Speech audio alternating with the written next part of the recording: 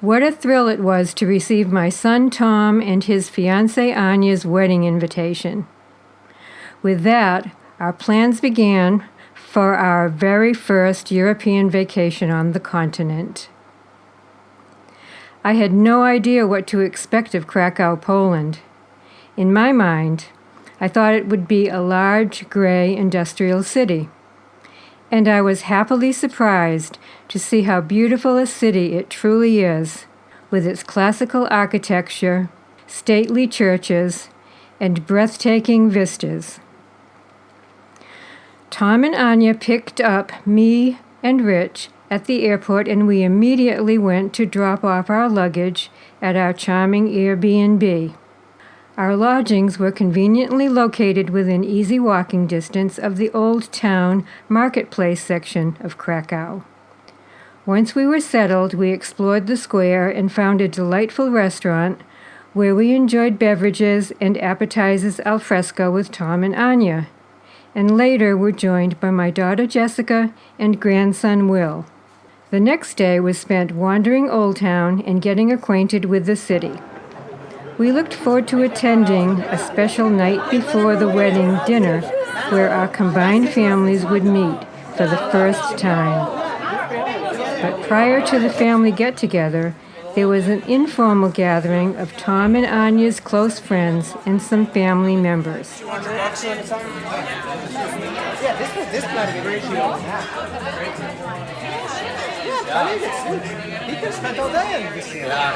Afterwards, we made the short walk to the venue for the dinner reception. The setting overlooked the Vistula River, providing phenomenal views of the city. Dinner was extraordinary, and it was wonderful being together with everyone. Tom and Ania glowed. Friday, June 19th, 2019. Da da da da da da da da. Here comes the bride. Tom and Ania's wedding day. A bus was scheduled to transport the guests to the wedding, which was later in the afternoon. I wanted to be exactly sure of the bus stop, so we did a trial run. After we checked out the bus stop, Rich and I explored the old marketplace district, popping into shops, boutiques, and cafes, and enjoying the talented sidewalk performances. We found a cute cafe and ordered coffee and delicious croissants. Then it was time to go back and change for the wedding and return to wait for the bus to pick up wedding guests. Excitement was beginning to bubble up. We drove through country roads to the wedding venue. The location was stunning and the mansion magnificent. Tom looked so handsome and mostly relaxed. Will, as best man, took his position very seriously. Ania's sister Asia was a lovely maid of honor. We all waited expectantly for the bride. When Ania arrived on the arm of her father, she looked extraordinarily gorgeous and lovely and radiated joy. The wedding took place with heartfelt and sometimes humorous wedding vows. Do you take the Thomas Russell Bonnet to be your lawful, wedded husband, to be loving, faithful, and loyal to him for the rest of your life together? I do. I gave you this ring as a sign of your love, truth, and marriage. Thomas Russell Bonnet, do you take Anna Śliwińska to be your lawful wedded wife, to be loving, faithful, and loyal to her for the rest of your life together? I do. I give you this ring As a sign of our love. as a sign of our love. Truth. Truth. Truth. Truth and marriage.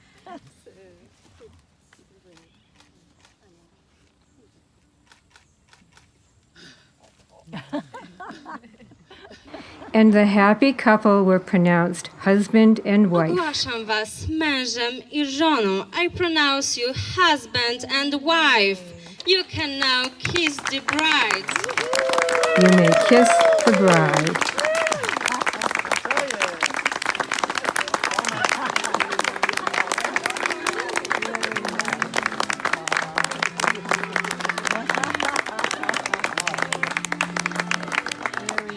Let the fun begin. Time for music and dance. And what more joyful dancing than Tom and Anya's first dance together? Wow. And it is so fun to watch Tom as he really gets into it. Of course, one of the most memorable moments was the mother-son dance. Tom had chosen John Lennon's Women as the song. I know I cried, hugged, and sang the whole way through. So did Tom. My Toma.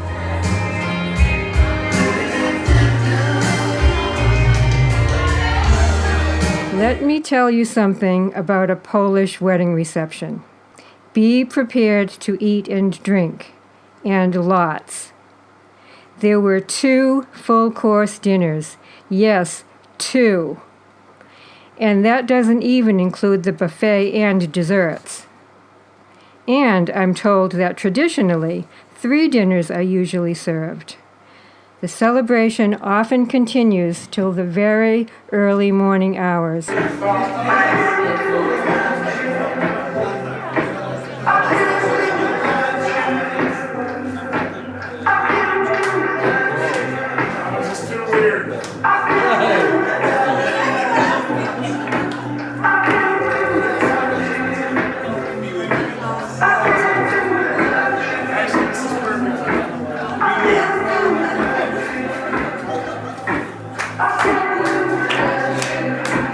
Because of the venue's time constraints, the reception went till 1 a.m.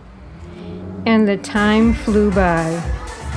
Before we knew it, it was time for the bus ride home. Vodka appeared from somewhere, and what a festive ride it was. I wish I'd had a tape recorder. The next day, Saturday, Rich and I explored Krakow on our own. Later in the afternoon, we took a golf cart tour around Kazimierz, the historic Jewish quarter. We passed by Oskar Schindler's factory, where he heroically saved the lives of 1,200 Jews by employing them in his factories. In 1944, the factory was evacuated to the Czech Republic. It's during this evacuation when the famous Schindler's List was created in order to write down the names of people who were supposed to be evacuated to the Czech Republic together with Oskar's factory. During the existence of the factory, Schindler, by employing the people in danger of extermination, rescued about 1,100 people, thanks to whom, after the war, he was awarded the title of the Righteous Among the Nations. After the war, the building belonged to Telpod, the factory of telecommunication componentry. Nowadays, it's adapted for the Museum of Plays, gaining its popularity thanks to Spielberg's movie The Schindler List, which was made here. We passed by the heartbreaking Jewish Hero Square, which contains 33 oversized chairs representing 1,000 lives each that were tragically lost during the Holocaust. It was very emotional to see all those empty chairs. The same happened to women just next to Piwna Street and to children from orphanage in Nadwiślańska Street. Also famous Jewish writer and poet Gebirtik was murdered by Nazis at the square on the 4th of June 1942. This day was later called the Bloody Thursday. In the evening, Rich and I decided to find a classic Polish-style restaurant to have dinner. I really hoped to eat outdoors in a patio atmosphere. We found it in Kogel Mogul. At first it didn't look like there was outside dining, but as we walked through the restaurant, we were delighted to find ourselves in an extraordinarily beautiful outdoor courtyard. The food and service was exceptional. The next day, Sunday, we enjoyed a lovely brunch with Tom and Ania.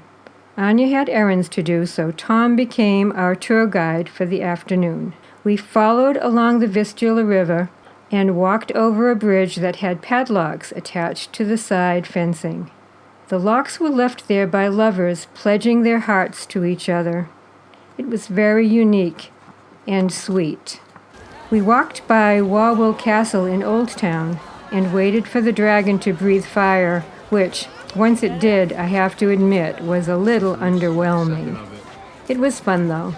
A little bit of rain came, and we ducked into a bookstore for coffee and pastry.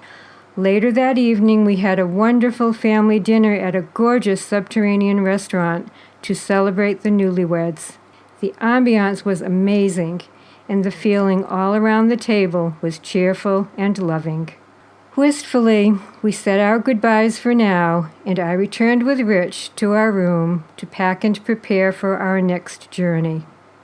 In a few days, Rich, Jessica, Will, and I would meet Tom and Ania at a quaint countryside villa in Sorrento, Italy.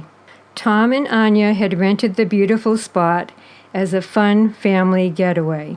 That would begin the next leg of our fabulous European adventure.